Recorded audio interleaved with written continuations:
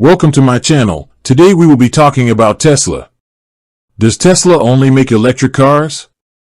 The short and simple answer is yes. Tesla Incorporated is an American multinational company with a clear mission to accelerate the world's transition to sustainable energy.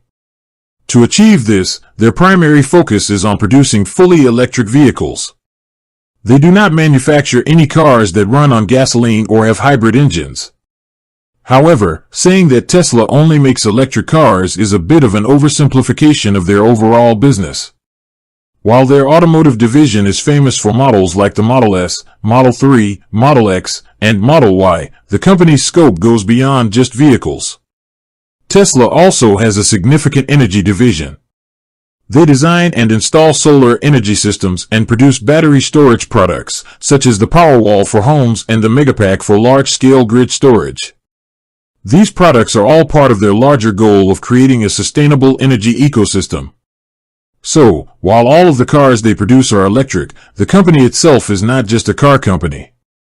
It's an energy and technology company that uses electric vehicles as a key part of its strategy. With that being said, thank you for watching. For more finance videos, kindly check my page. Please like, share, comment, and subscribe to my channel. Thank you.